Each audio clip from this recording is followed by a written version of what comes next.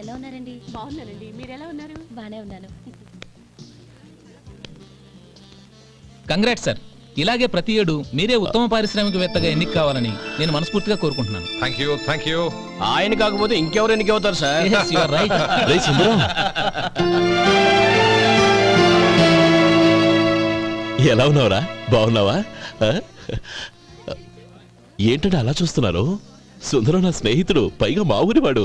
చెప్పరా? Excuse me, ఇలా కూర్చునుండు, ఇప్పుడే వస్తాను. అలాగే.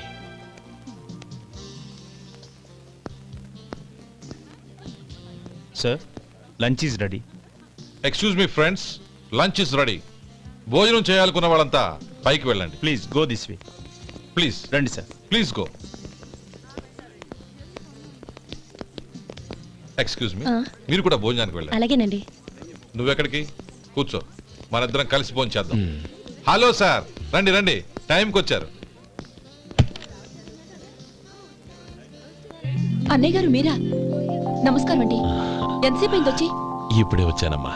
ఇంట్లో అందరూ బాగున్నారా? అందరూ బాగున్నారు. అవునమ్మా, అమ్మాయి గౌరీ ఏది? తన ఫ్రెండ్ ఒక అమ్మాయి అమెరికా నుంచి వస్తోంది. రిసీవ్ చేసుకోవడానికి ఎయిర్పోర్ట్కి వెళ్ళింది అన్నయ్య.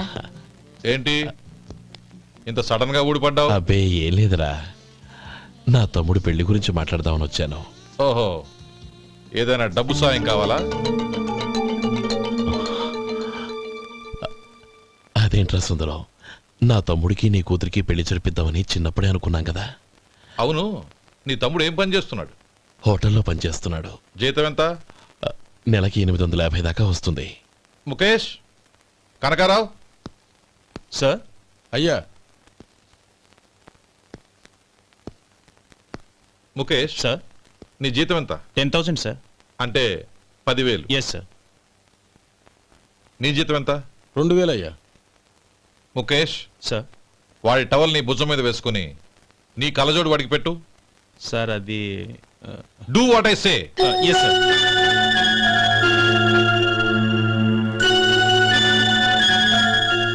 ఎలా ఉంది? బాగోలేదు. ఏ? కోటు బూటు వేసుకున్న ఆయన టవల్ వేసుకున్నాడు, పంచె కట్టుకున్న ఆయన కళ్ళజోడు పెట్టుకున్నాడు. పొంతన లేదు కదా. ఇక మీరు వెళ్ళండి. Yes sir. నీ తమ్ముడికి నా కూతురికి పెళ్లి జరిగిందంటే వాళ్ళ జంట కూడా ఇలాగే ఉంటుంది. ఒకప్పుడు నువ్వు నాకు చాలా డబ్బు సహాయం చేసావు, నేను కాదంటం లేదు.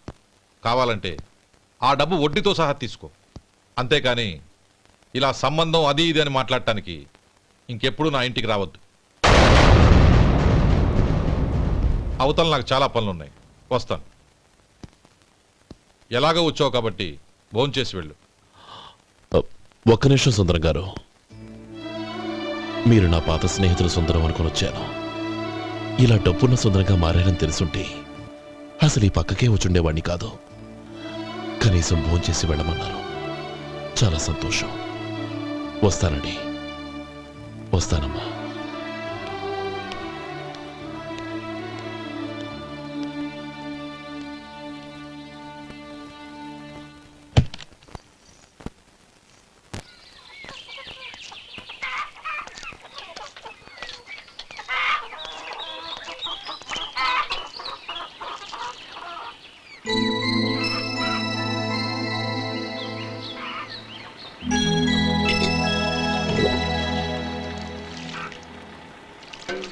ఏరా, సుందరాన్ని కలిశావా? ఏమన్నాడు? అమ్మాయి జాతకం ప్రకారం ఇంకో 2 ఏళ్ల వరకు పెళ్లి చేయకూడదంట. దానికి నువ్వేమన్నావు? జాతకంలో అలా ఉన్నప్పుడు దానికి మనమేం చేయగలం నానమ్మా? ఎలాగో ఇంతకాలం ఆగేం కదా, ఇంక 2 ఏళ్లేగా. అది నిజమేలే.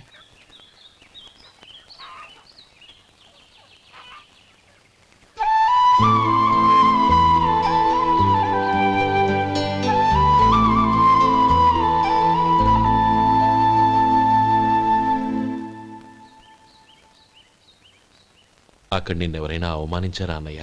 అబ్బే, అలాంటిదేం లేదే. అవును, ఎందుకలా అడిగావు? అన్నయ్య, చిన్నప్పటి నుంచి నా మొహాన్ని నేను అద్దంలో చూసుకున్న దానికంటే నీ మొహాన్ని ఎక్కువగా చూశాను. నీ ప్రతి కదలికకు అర్థం నాకు తెలుసు. ఒకటి మాత్రం నిజం అన్నయ్య, నువ్వు తలంచుకుంటేనే గౌరీ నాకు దక్కుతుందనుకుంటే ఈ జన్మే కాదు, ఎన్ని జన్మలెత్తినా అవి నాకు అక్కర్లేదు.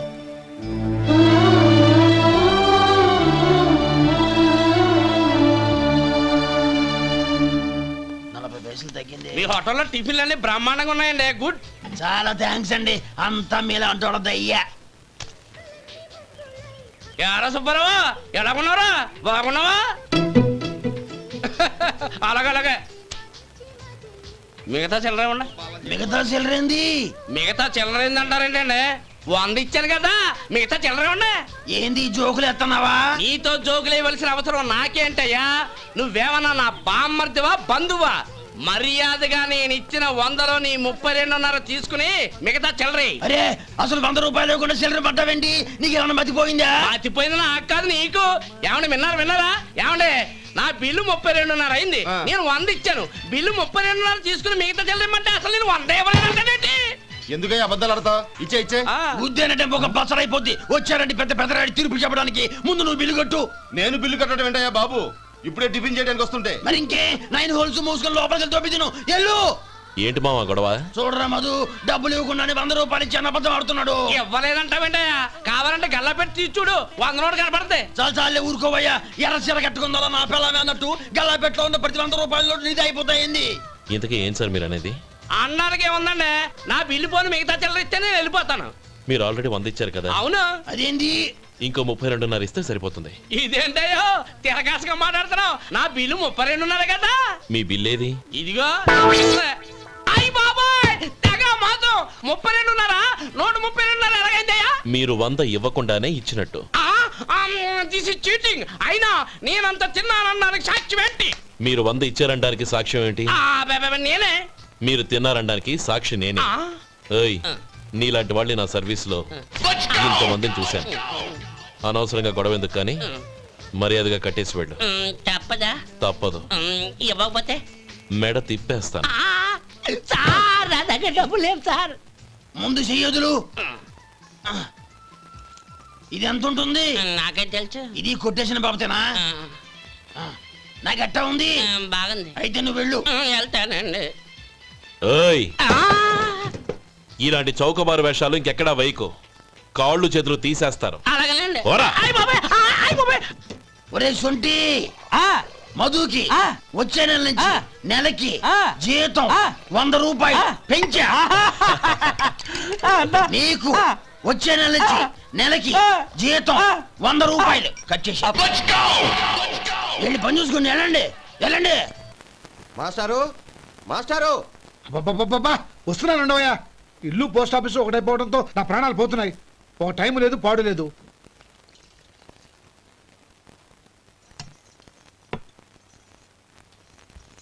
ఏమండి, సాయంత్రం అమ్మాయిని చూసుకోవడానికి పెళ్లివారు వస్తున్నారు.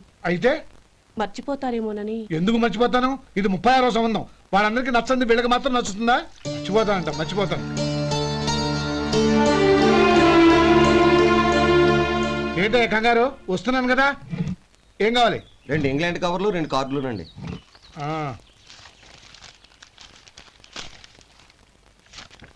4.5 ఇవ్వు. ఇవ్వండి. ఇదిగో. అరే గోపాలం, ఏంట్రా బయట నిలబడ్డావు? లోపల రారా. ఏం లేదురా, నువ్వేదో దుమదుమలాడుతుంటే లోపలికెందుకని బయటే నిలబడ్డాను. అవును, ఎవరి మీద కేకలేస్తున్నావు? ఇంకెవరి మీద? నా పీకి గుదిబండ్లా తయారైందిగా నా కూతురు, దాని మీద. ఇప్పటి వరకు దాదాపు 40 సంబంధాలు చూశాను రా. వచ్చిన ప్రతి వాళ్ళు ముందు లడ్డూలు తిని బాగుందంటారు, తర్వాత పకోడి తిని బాగుందంటారు, తర్వాత పిల్లలు చూస్తారు, వెళ్ళిన తర్వాత ఉత్తరం రాస్తామంటారు. అంతే. మళ్ళీ తుపాకీ దెబ్బ కూడా దొరకరు. కారణం ఏంటో చెప్పరు. అంతా నా కర్మ. ఏ జన్మలో ఏ పాపం చేశానో ఏమిటో. అసలు దీని జాతకంలోనే ఇది చెందుందిరా. ఎవరినన్నా ఏ లాభం? ఏంట్రా మాటలు? అమ్మాయి బాధపడదు. కొత్తగా బాధపడటానికి ఏముందిరా? తిట్టి నాకు పడి దానికి అలవాటైపోయింది. నా సంగతి సరే, ఏంటి ఇలా వచ్చావు? ఉత్తరం, మనీ ఆర్డరు, అంతేగా? రేయ్, నేను మాట చెప్తాను, నువ్వేమనుకో కదా. భలేవాడివే, చెప్పరా. సంపాదించిందంతా తమ్ముళ్ళకే ఖర్చు పెట్టకుండా నీకంటూ కొంచెం వెనకేసుకోరా. నా గురించి నీకు తెలుసుగా. నా తమ్ముళ్ళందరినీ కష్టపడి చదివించి ప్రయోజకులు చేశాను. వాళ్ళు సంపాదించడం మొదలెట్టాక నా మొహం కూడా చుట్టం మానేశారు. ఇవాళ నా కూతుర్ని కనీసం గుమాస్తాకిచ్చి పెళ్లి చేయలేని స్థితిలో ఉన్నాను. నా పరిస్థితి నీకు రాకూడదని చెప్తున్నాను. నాకు అలాంటి పరిస్థితి రాదురా. నా తమ్ముళ్ళు రత్నాలు. Let's go.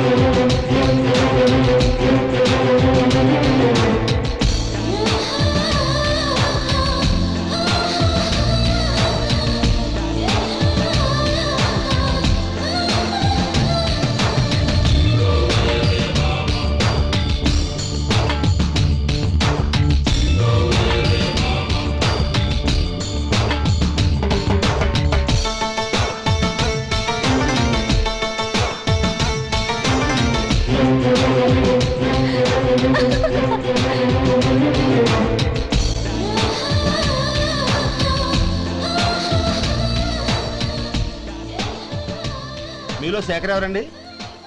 నేనే. ఏ? మీకు మనీ ఆర్డర్ వచ్చింది. ఇక్కడ సంతకం పెట్టండి. రే మధు, అరే శంకరం బాబాయ్ మీరా? రే ఓ స్పెషల్ టీ బై రండి కూర్చొని మాట్లాడుకుందాం. అలాగే. ఏంటి ఇలా వచ్చారు? ఏం లేదురా, ఆ. పట్టణం నుంచి పెద్దోళ్ళు ఎవరో వచ్చారు. మన ఊళ్ళో ఏదో ఫ్యాక్టరీ పెట్టబోతున్నారంట. తోట బంగ్లాలో దిగారు. సరే. వాళ్ళకి ఒక డ్రైవర్ కావాలంట, అందుకోసం వచ్చాను. ఆహా. అవును, అంతకు ముందు నువ్వు మోటార్ ఫీల్డ్ లో పనిచేసావు కదా, నీకు తెలిసిన డ్రైవర్ ఎవరైనా ఉన్నారా? జీతం ఎంత ఇస్తారు బాబాయ్? 2000 దాకా ఇస్తారు. అయితే ఎవరో ఎందుకు నేనే వస్తాను. ఏంటి, నీకు డ్రైవింగ్ కూడా వచ్చా? మన గ్రాండ్ పర్ అంటే ఏముంది బాబాయ్, తీసుకోండి. జనార్దన్, సార్. మనం కట్టబోయే ఫ్యాక్టరీ సైట్ చూడటానికి ఇంజనీర్లు వస్తున్నారు కదా, సార్. స్టేషన్ కారు పంపించడం మర్చిపోకు. అలాగే సార్. శంకరం ఎవరో కొత్త డ్రైవర్ వస్తాడని చెప్పాడు, అతని కోసమే చూస్తున్నాను. ఒకవేళ రాకపోతే నేనే వెళ్ళి తీసుకొస్తాను. గుడ్. ఎవరో చూడు. Okay sir. సార్ నమస్కారం సార్.